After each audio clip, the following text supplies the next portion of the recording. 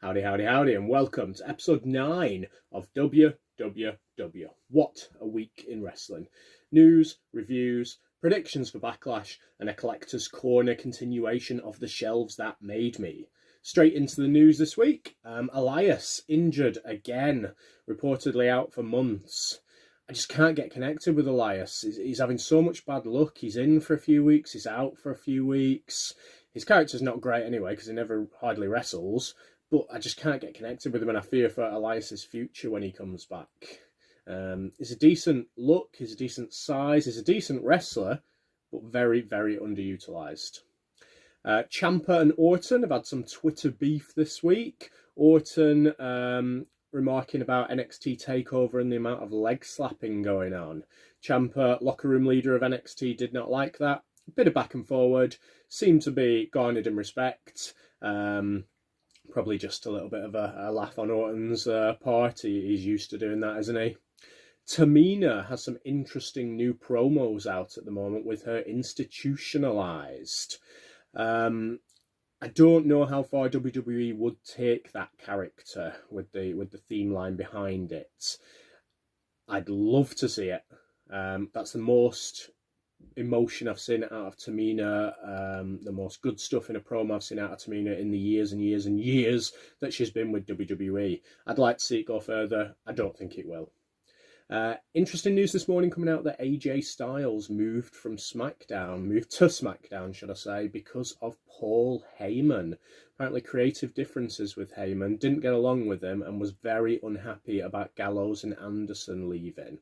Obviously it was Vince's decision on Gallows and Anderson, but apparently AJ seems like he thought Heyman could do more to stop it. Bruce Pritchard now in charge of Raw and SmackDown, the poor guy. We'll see how he does. That leads us straight into the results, and straight into me having a bit of a moan straight away on Raw. Charlotte had 2 matches on Raw. Seems to be back as on Raw now. Makes sense with Andrade being their partner. Had 2 matches, one of which made no sense. Her and Asuka defeated 2 of the contenders in the women's tag team division. There is a women's tag team match happening at Backlash this week. So you'd think they'd want to promote it a little bit more, give the women's tag division a little bit of hype. But no, Charlotte and Asuka win the match. It didn't make any sense to me, but there we go. Charlotte, she's absolutely brilliant, probably the best in it at the moment in my opinion, but they do like to push her. US title #1 contender is now Andrade, who won a triple threat match by pinning his partner Angel Garza. More rifts in that stable. First they lose Austin Theory, and now this. Is it going to go anywhere, that stable, or is it just going to fizzle out? Who knows? Aleister Black and Humberto Carrillo defeated Seth Rollins' Messiah stable, Murphy and Austin Theory. I don't know if that'll be the end of that one now. I don't know where this leads to for Black and Humberto. Obviously, with a stable, you can kind of go anywhere. But with Black and Humberto, I don't know what it's going to lead to. A tag team? Are they just going to go down different paths? Who knows?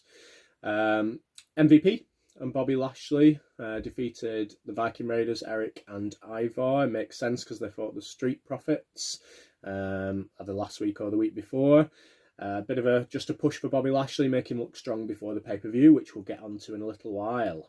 So NXT, let's kick off with the results straight away from TakeOver. Seems a million miles away now, but the results. The Faces won the triple threat, won the 6 women tag team match.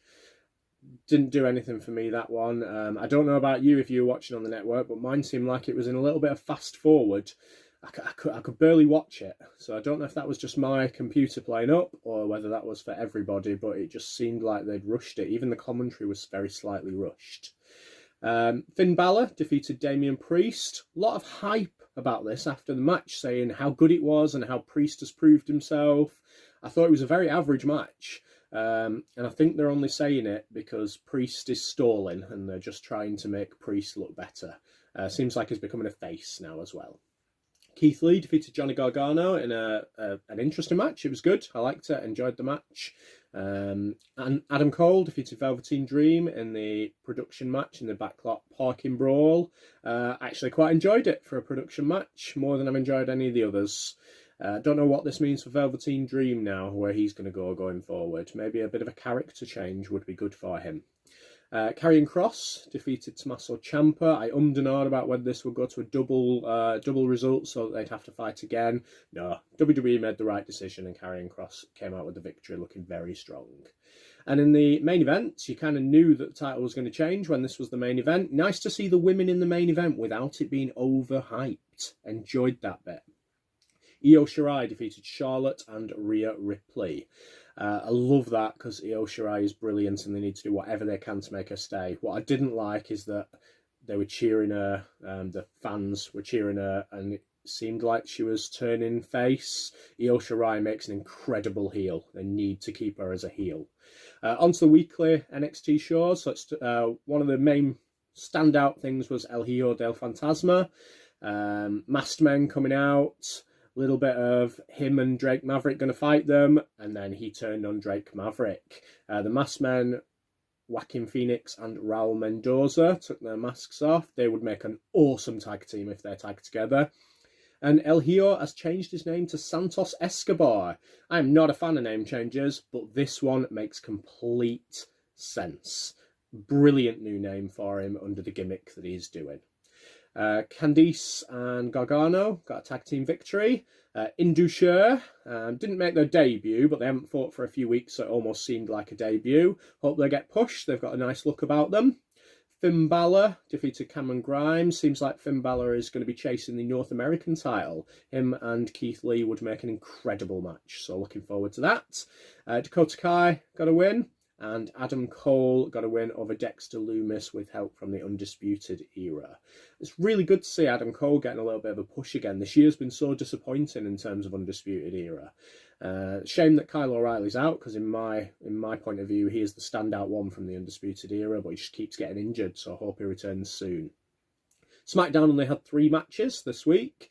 New Day started off kneeling in support of Black Lives Matter. And eventually came out with the loss against Nakamura and Cesaro. A little bit of a feud between them would be nice. AJ Styles fought Daniel Bryan in the final of the Intercontinental title tournament. Lovely match, went almost 20 minutes, which is almost unheard of on a normal SmackDown episode. Really good match. A beautiful drop kick in that match. I think a drop kick is my second favourite move after the DDT. But AJ Styles did a beautiful drop kick. Check that out if you can. Wasn't the main event. I thought that was very strange because it should have been a pay-per-view match. It wasn't even the main event on SmackDown. I would have been slightly aggrieved if I was one of those 2 wrestlers. The main event was a 6-man tag. Strowman and Heavy Machinery took us back. Yay. Defeated Ziggler, Miz and Morrison. Made Strowman look strong, basically going into the pay-per-view. What it needed to do. AEW. FTR debuted and defeated Butcher and the Blade. Penelope Ford and Nyla Rose defeated Hikaru Shida and Chris Statlander. Looks like they might continue with the Nyla Rose versus Shida feud. Chuck, Trent and Orange Cassidy defeated Jake Hager and Proud and Powerful. Awful name for a tag team. I'm glad they've kind of dropped it and are just using Santana and Ortiz now. Sammy Guevara defeated Colt Cabana. Some interesting afterwards with Colt Cabana. Will he, won't he join the Dark Order? Be interesting. I'm not sure I've seen Colt Cabana in a kind of heel role in the major promotions. So that'd be really good. Cody defeated Mark Quinn. Again, Cody's role at the moment is looking strong with his title, but also making everybody else look strong. And Mark Quinn had a very decent outing in this one.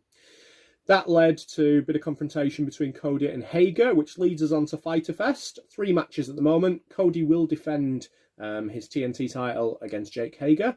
Moxley versus Brian Cage for the AEW title.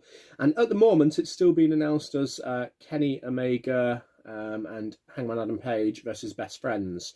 But next week on AEW, Best Friends will take on Guevara and Jericho for the #1 contendership.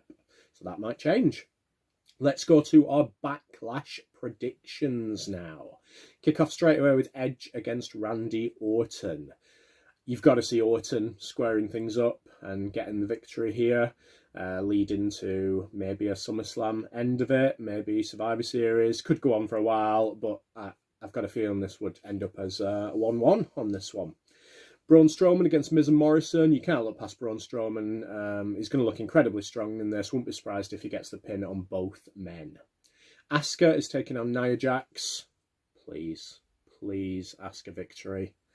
Jeff Hardy against Sheamus. With there being so many faces that are going to get victories here, I can see Sheamus winning this one. Probably by a bit of a fluke or something untowards in the match, but Sheamus will get the victory. Triple threat women's tag team match. Bayley Sasha versus Bliss and Cross versus the Iconics. You've got to see Bayley and Sasha walking out still the champions. US title, Apollo Crews against Andrade. You should expect Apollo Crews to keep it. And the main event, McIntyre versus Lashley. I'm assuming it's going to be the main event, but McIntyre versus Lashley. Here we go. Lashley will win this match. Now, I don't know the means that Lashley will win this match. It'd look good for him if they put the strap on him. They need to do something with him, like I've said for the past few weeks. Putting the belt on him would be great, but I've got a feeling that it will be by DQ or just some kind of finish which will continue the feud on to SummerSlam. Let's have a look at where the wrestlers kind of stand in the Fantasy Wrestling League. Who has been the best performers of the week, the month, and the year? So, Performer of the Week, based on how much their value is to how many points they got, was Io Shirai, the new NXT Women's Champion. 7.5 points per £1 million that she is worth. Over a 4-week period, Charlotte Flair leads the pack with 13 points per £1 million that she is worth. And over the year, AEW is represented by Hikaru Shida, and WWE is still, for the 9th week in a row, represented by Aleister Black. Will he ever get knocked off the perch? Right, we are going to very seamlessly, with my perfect understanding of technology, lead into Collector's Corner and the second instalment of the Shelves That Made Me. So the second instalment of the Shelves That Made Me. Last time we kicked off looking at 1985 to 1988, which were these two shelves here. Lots and lots of oldies and goodies. Today we feature 1988 to 1991. So let's kick off with this shelf here. We have top row, Custom Powers of Pain, done by myself, Warlord and Barbarian. We've got Don Morocco, the Survivor Series Mattel release. The Bolsheviks, Nikolai Volkov and Boris Zukov. Boris Zukov was a custom that I bought from eBay. We've got Hacksaw Jim Duggan, complete with the flag and the wooden plank. My favourite figures ever made, Demolition. In the middle, Axe, Smash and Crush. Terry Taylor as the Red Rooster. Big John Studd. I toyed with putting him in the earlier ones, but obviously with his Royal Rumble win in 1989, I decided this would be a better fit.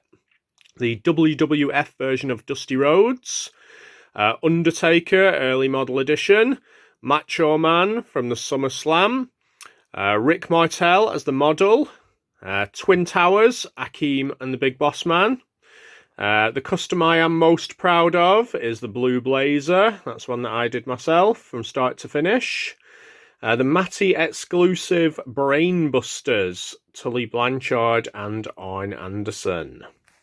And then we go to the bottom shelf. And we've got two customs in the top corners. We've got Ken Patera, bought from a US seller, KN Limper, on eBay. We've got Mark Calloway from his WCW run before he became The Undertaker. Early editions of Earthquake and Typhoon. Earthquake customised by myself. Heart Foundation. The Rockers. Ricky the Dragon Steamboat, early 90s edition. Coco Beware. Can't locate Frankie at the moment, so that's why Frankie's not with him. Tito Santana in his later gear. Sergeant Slaughter with a customised purple title belt and helmet. Jake the Snake, Rick Rude, $1 Million Man and Virgil with that beautiful $1 Million mini belt where he's stepping inside. Brutus the Barber Beefcake, Ultimate Warrior with his lovely blue Winged Eagle title belt. And representing the NWA WCW, Sting, Vader, almost a New Japan Wrestling look from Vader there, and Lex Luger to represent his first world title run in the gear that he had. I am sure you'll agree, it is looking good. Next time on the Shelves That Made Me, we will feature 1992 onwards. Hope you're looking forward to it. Haven't had any videos sent to me. I had a couple of people said they're planning on doing it. Do you have shelves that made you? Feel free to get in touch with me and send them to me, and we'll try and feature them on a new episode. That has been everything for this week in WWW. What a week in wrestling. See you next week.